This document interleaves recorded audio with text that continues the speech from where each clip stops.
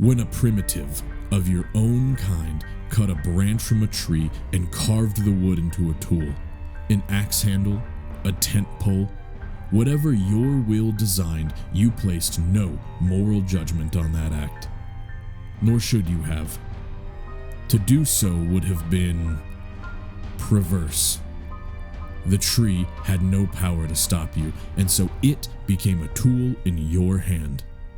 What you did with a tree branch, we did with you, and countless others before you. Why me is not something the universe ever answers.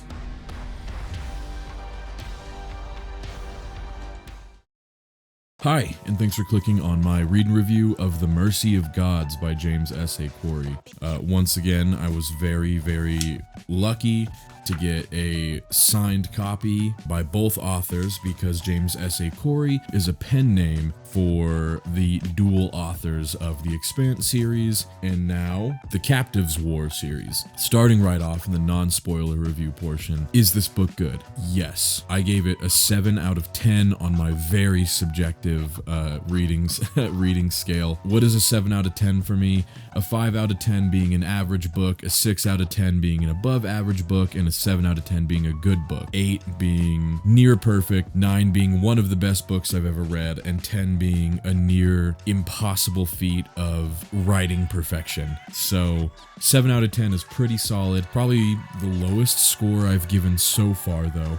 Why did it warrant a 7 out of 10? It was just a little bit, it was like, you know how a lot of people will say the beginning's a slow burn? This whole book was kind of the beginning slow burn. This book very much feels like a prequel to whatever cool book is gonna come next. It feels like an entire book of scene setting, world building, introducing you to characters and different alien species. If you took the phrase "the beginning is a slow burn" and turned it into a book, it would be this. That doesn't mean it wasn't cool. Obviously, I still gave it a 7 out of 10. And getting into the good stuff, what I liked. Why is it a 7 out of 10? Well, it's a 7 out of 10 because the author does an absolutely fantastic job really diving into the nitty-gritty of these researchers' lives, what life is like as a scientist working on a project, vying for funding, and kind of being in the world of research and development and scientific progress. So it was just an expert look into that world, which was very fun. It bordered on a little bit too hard sci-fi for my tastes. I'm known to enjoy a hard sci-fi here and there, being that it's not like just a straight up physics novel.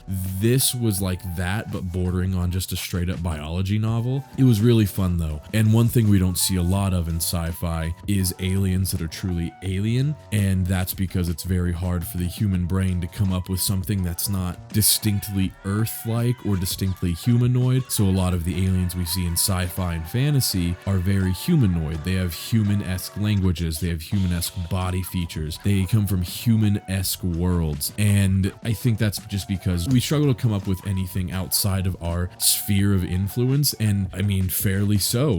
It's like if you were able to talk to fish and you went into a lake and you were like, how's the water today? The fish would be like, what is water? And that's kind of how authors approach making aliens, and that is not so in this book. All of the aliens feel truly alien. I kind of wonder if some of the if these authors have like a background in STEM, because they do a super good job at a lot of the science stuff they do in this book, and they truly have this like Darwinistic approach to all of the aliens in this book, where it's like, oh, these aliens evolved on a high oxygen planet with high gravity, so they have 4 bone-like appendages, and all of their organs are stuffed in like a carapace. And so yeah, everything is just super unique. I won't spoil anything. All of the aliens are so cool, so fun, and that was probably what I enjoyed the most. Just the true diversity of alien life in this book and how really alien it is. And kind of getting into things I didn't like. I didn't like just how slow of a slow burn the whole book was, but it succeeded in making me excited for the second book, because I feel like the second book is going to have a lot more in it, and I don't think it'll be quite as slow of a burn. So So in the same way that House of the Dragon Season 2 is really just a preview for Season 3, this book feels like a preview for Book 2 or 3, depending on how slow the burn is for the following books. So that out of the way, non-spoiler, would I read it? 100% yes. Who is this book for, though? Before you go into it, I have to say, before I tell you 100% you should read it, if you are not a fan of borderline hard sci-fi, slow burns with slow payoffs, it's probably not for you. If you don't have the patience to read something that doesn't have a lot of action, doesn't have a lot of like excitement or intrigue,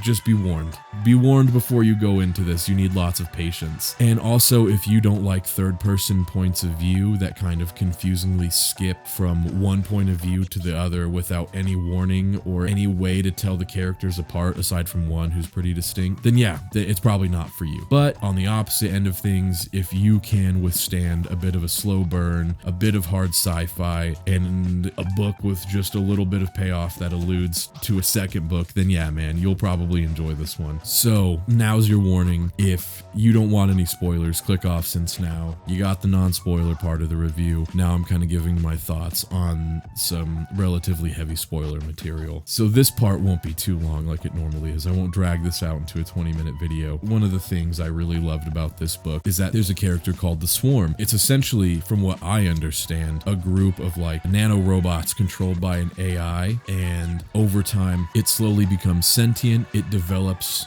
the personality and thoughts of its host. And so even though its host is dead, the host's thoughts and brain is kind of like imprinted on it. And over time, it starts to find more and more hosts, and it develops itself. It becomes more sentient, and all of like the remnants of its previous hosts are kind of integrated into its new like sentient AI mind. And it kind of has these fun little arguments with itself. That was super unique. That took a lot of skill to write, and I really enjoyed it. I think the Swarm was probably my favorite part of this book. And being able to pull that off is honestly just a really awesome feat. The same thing with the Carx and their government structure, their societal structure. It was super fun, and this author just demonstrates truly what these authors, I should say, demonstrate truly what veterans of the genre they are, and the way they're able to convey these really complex ideas and thoughts and societies. And the world building is top notch, and you really get a good look into who the bad guys of the series are, and you kind of understand like they're not necessarily the bad guys overall, they're just the oppressors of all of these societies that they've gathered up to put in the moieties, and they don't really have any bad intentions. Well, they might if you're a human and you're thinking through the human lens, but they just see the galaxy for what it is. It's very black and white. Either you can help grow this like solar empire, and you can be useful, and you can help build this like